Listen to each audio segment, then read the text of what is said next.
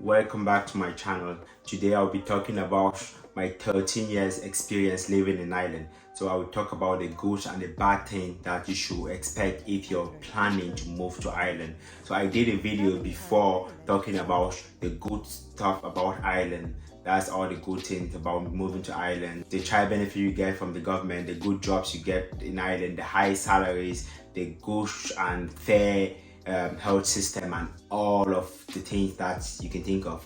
So I'm going to post the video, or I will link the video in the description area. And I did another video actually because I had people that commented and they wanted me to do a video about the downside of Ireland. As you know, every single country have the good and the bad side. So I did a video about the downside of Ireland, and there were a lot of mixed comments on the video. So today I'm going to give you an honest opinion of my 13 years living in Ireland. So yeah, I moved to Ireland in 2009. So I moved to Ireland from Cameroon, a country in Africa known as Cameroon. And when I moved to Ireland, I moved straight to Dublin, which is the capital city of Ireland.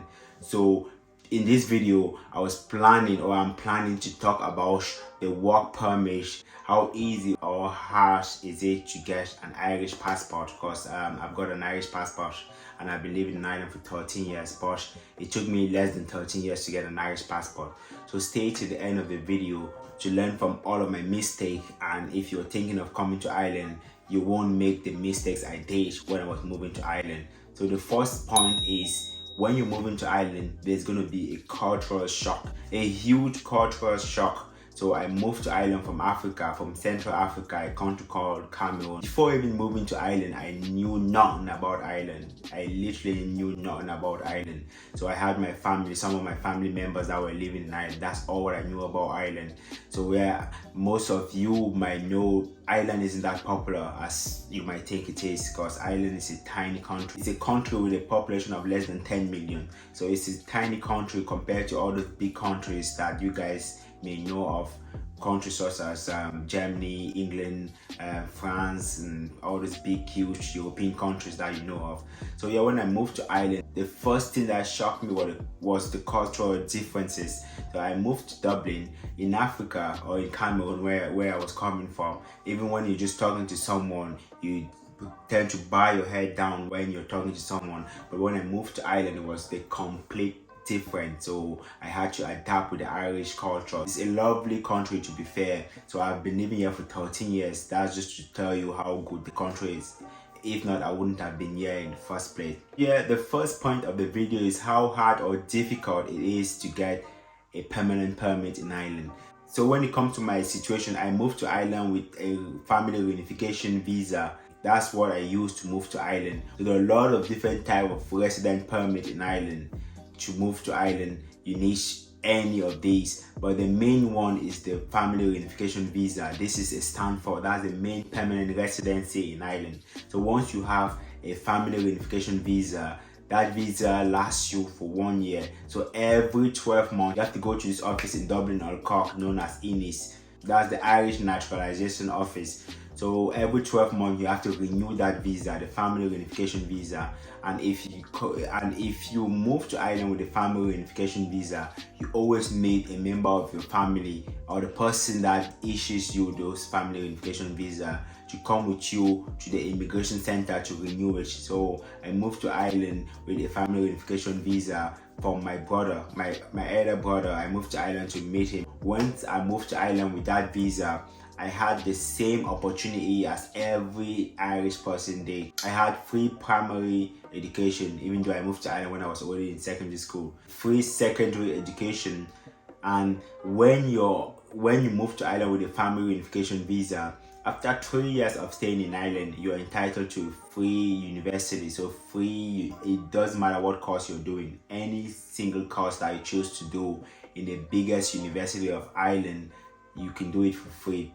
By the time I got into the university, I was already in Ireland for maybe 5 years. I can't remember exactly, but I was already in Ireland for more than 3 years. So I was entitled to get free university education. And once you have your free uni, you're entitled to get maintenance. So the government literally pays you pocket allowance money. So the government pays you money to pay for your accommodation, your student accommodation, to pay for your books, to pay for your transportation and everything else.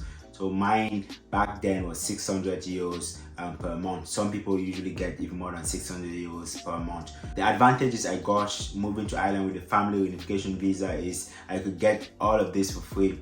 There are some people that move to Ireland with a different residency visa or a different residency permit. So there's stand 1, stand 2, stand 3, stand 4, lot of different stands. So there's a visa like a study visa, there's a work visa, there's a family reunification visa, there's an investment visa. So depending on all these visa, they have different criteria. So I will actually do a video explaining the different visas that you can get to come to Ireland, because if I explain it on this one, the video is going to be too long. So yeah, the next step is when you move to Ireland, what next? The Irish weather is really bad. But there's a saying that says it's not the weather that's bad, it's what we are wearing. So literally when you move to Ireland, it's always going to be pissing rain, it's always going to be like not what you're expecting. But the main issue or the main thing is like you should always be prepared when you're in Ireland. You should always come prepared. So the clothes and everything that you put on, you should always be prepared. That was one of the things that shocked me as well when I moved to Ireland. Coming from a warm country like Cameroon in Central Africa, I came from a warm country to an extreme cold country, a country that was always raining. So yeah, that was one of the shock that I got. So anyone thinking of moving to Ireland, just make sure you know this stuff. So just get proper clothing when you're moving to Ireland. I know we want to like show our muscles, those who go to the gym. I know for the female, they want to show the curves, the curve and everything. But in Ireland, that's probably not going to happen, because you're always going to be in like jacket, you will be having hats, gloves and stuff. So just be prepared for the weather. So you have to come to Ireland thinking of the weather. Before leaving your house, you need to prepare in advance. You can literally go on Google and check the weather for the day. It's not always 100% accurate, but it tells you what to expect. So yeah, the weather was one of the main thing that shocked me when I arrived in Ireland 13 years ago. So for anyone thinking of coming to Ireland, always have this in mind, bear this in mind, that the weather will make your stay in Ireland, it might be different than what you're expecting. Yeah, the next point is the Irish University. So after I finished doing my secondary school in Dublin, because I moved in Ireland and I was first living in Dublin, the next step was to go to college, to go to the university, which the Irish people call college. So in order to go to the university with the permit that I had, I needed to be living in Ireland for 3 years and above. So I was only in Ireland for more than 3 years. So I had to apply. There's this website online that you literally go online and apply for your university. So you go on this website, you apply for the university that you want if you have a permanent residency. Then once you apply for that university, you have to send in your application form, your passport, your birth cert, all of the required documentation that the website asks for. So once you send all of that, they do your checking. If you're eligible to get like your full tuition fee pay and having a maintenance grant given to you, the government will do all of that. So I did all of that, my application form and everything, and I applied and I got into the university that I want. So there's something that most people don't probably know. In Ireland, in order to get in a university, because there's two different types of universities in Ireland. There's Institute of Technology and there are universities like Trinity College Dublin is the biggest university in Ireland and one of the 10th biggest in Europe. So in order to get into universities like Trinity College Dublin, UCC, that's University College Cork, University of Limerick, University of Galway. In order to get into this kind of university, you needed to have a third or a second language. So in Ireland, everyone is obliged to study English, to study Maths, and to study Irish. But if you move to Ireland when you're above a certain age, you can get an exemption from not studying Irish. But when it comes to university, if you move to Ireland in a certain age and you didn't study Irish, you needed to have another language. So in order to get into any university, apart from passing English, you need to have a second language. So it might be Irish for people that did Irish, it might be French, it might be German, it might be Spanish. So yeah, mine was French. So because French was my main language before moving to Ireland. So yeah, you needed to have that as well, and luckily that's something that I had because I wanted to go to university instead of going to an IT, because the course I wanted to study needed me to go to university instead of going to an IT. So what people don't know is when you're in Ireland, you will not just don't just go to college or the university just because you want to go to college. Most foreigner come to islands and they study law, they study business, they study economics and all. These are not bad courses, but they are not at high demand at the moment. So if you're an international person coming out of whatever country you're coming from into Ireland, don't just go to college to study. Make sure you do your research and check the job spec and check companies what jobs you're looking for before you even choose the course that you're going to college for. That's what a lot of my friends did. They did a lot of mistakes. So for example, the high earning courses in Ireland, they are like the IT, the information technology, like software developer, computer science, or the science-based kind of course. Like if you're doing biochemistry, if you're doing chemistry, if you're doing biotechnology, all these pharmaceutical-based kind of course. If you know of the top 10 biggest pharma company in the world, they're all found in Ireland, and these companies pay extremely good. Their pay is like top notch when it comes to all those different companies. So yeah, before going to college, I did all of the application as I said. Then while in college, I had to move from Dublin to Cork because the course I wanted to do was neuroscience. And in Dublin, there's something in Ireland that's called the point system. So the higher points you get, the best courses you can get. So I didn't get the points that I needed to study in Trinity College Dublin, because that's the biggest university in Ireland. So but the point that I had could allow me to study in Cork, which is University College Cork, is the second biggest in Ireland. So yeah, I had to move from Dublin to Cork. Cork is the economic capital of Ireland. So I moved from Dublin to Cork. After living in Dublin for I think 5 or 6 years, then I moved to Cork. So I've been living in Cork ever since. While in Cork, I studied in the University College Cork. So UCC is the name of the college. One of the best universities in Ireland you could think of. If you're looking for scholarship, this university offers you everything. If you're looking for just a normal course, most international students come to study medicine, to study all these huge diplomas, study nursing and all. So yeah, I was studying neuroscience. I was in UCC for 4 years. So I spent 4 years. Compared to different countries, in the UK, in order to get a bachelor's degree, it takes you 3 years only to get a bachelor's degree in the UK. But in Ireland, it takes you 4 years to get a bachelor's degree in most of the courses, like the science-based course. But you can do art that takes 3 years in Ireland. So if you're doing political science, if you're doing economics, if you're doing just general art, like I don't know, French and literature and all those language kind of subjects, it takes just 3 years to get a bachelor's degree, but science-based course take 4 years. So if you're moving to Ireland, there's this thing before applying for your passport, that's your Irish passport. You need to stay in Ireland for like minimum 5 years, depending on the visa you're on. Some people can stay for 3 years before applying for your Irish passport. Some people can stay for 5 years before applying for your Irish passport.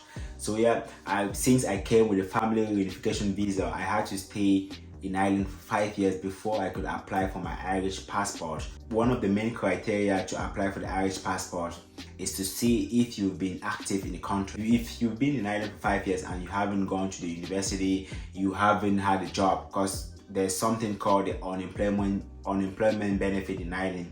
Most people that come to Ireland that don't have jobs, if you don't have a job, the government pays you an allowance to like get you through the day. The government might literally pays you like 215 euros a week, then pays like 90% of your accommodation for your house. They can pay like 90% of your house, then they can give you pocket allowance for like 200 euros depending on your age, your gender, and where you're living.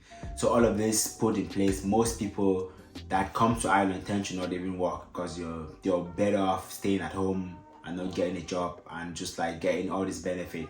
But when it comes to having an Irish passport, you need to have a job. You need to be earning money.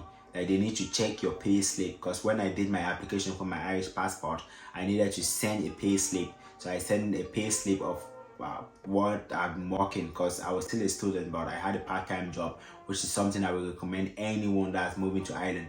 Even if you're coming to Ireland with a student visa, make sure you have a part-time job. That would be so helpful.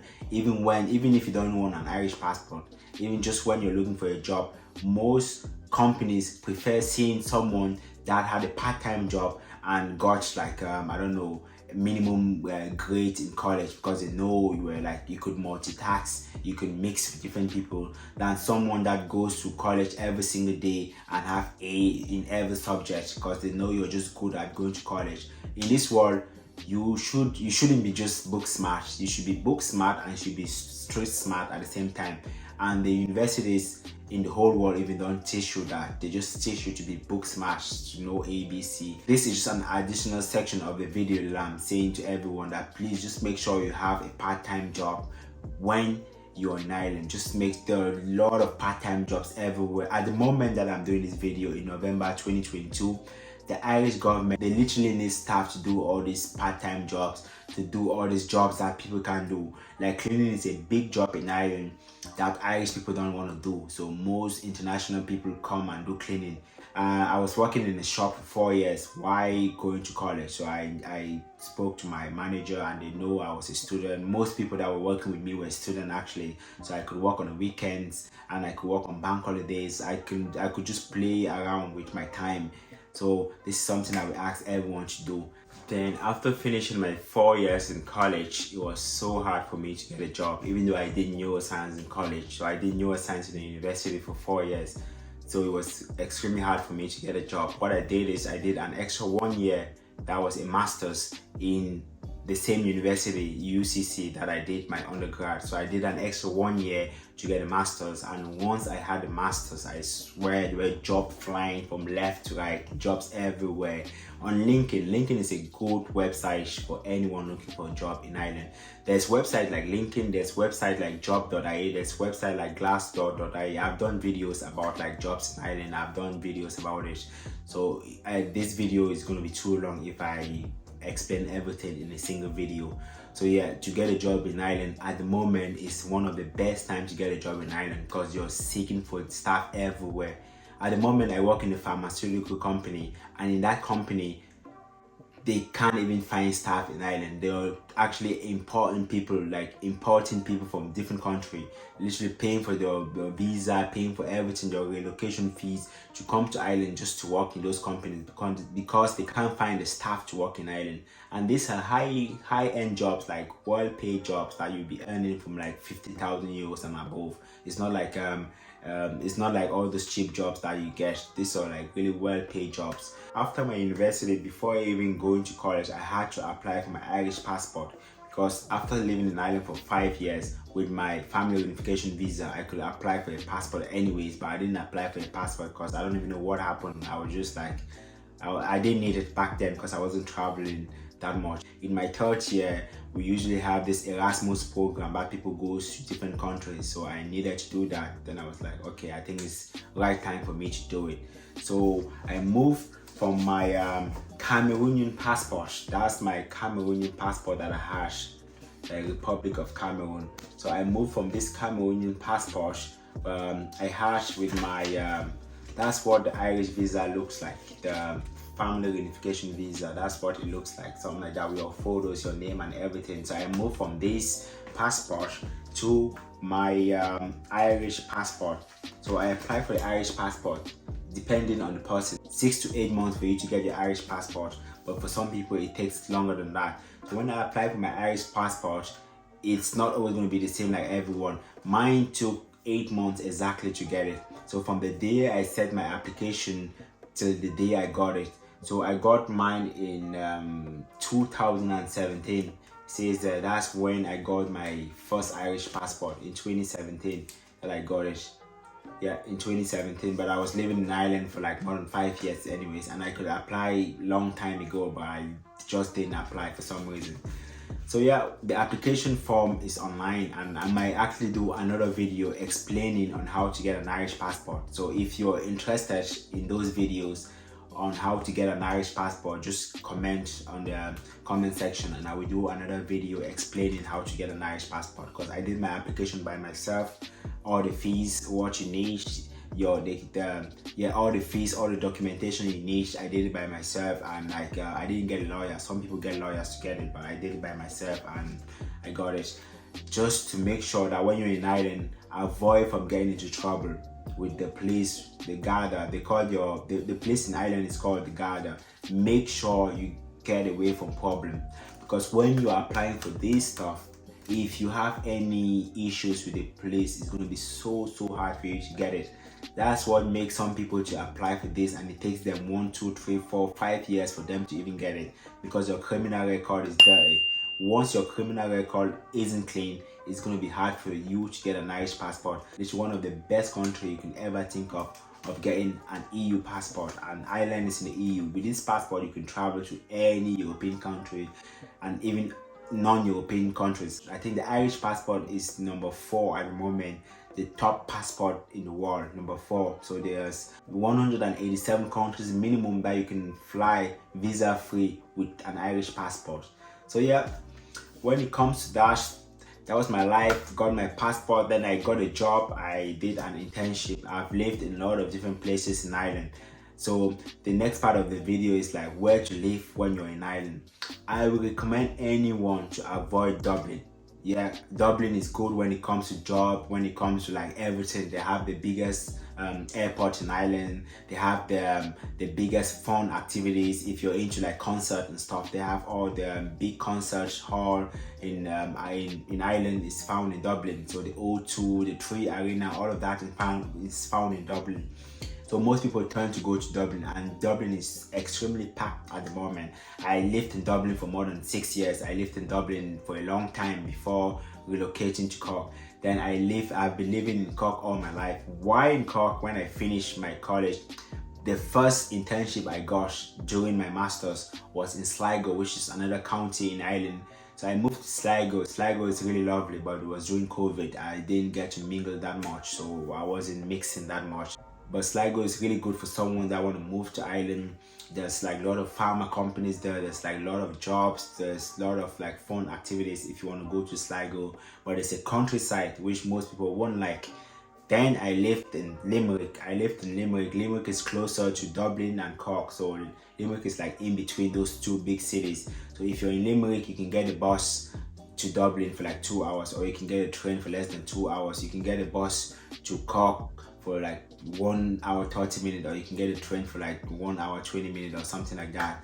So yeah, Limerick is cool as well. It's a city that I lived in Limerick for 1 year, and it's a place that I would recommend anyone. The accommodation, the houses there are cheap. They have universities, they have ITs, they have everything you can think of. Everything all those big cities they have it. I live in Galway, which is one of the biggest cities as well in Ireland, and one of the most lovely cities in the whole of Europe, not just Ireland, the whole of Europe. Galway is known to be as a fun, lively city for everyone. So I live in Galway, which I love extremely. I wasn't in Galway for long. I was in Galway just for 6 months.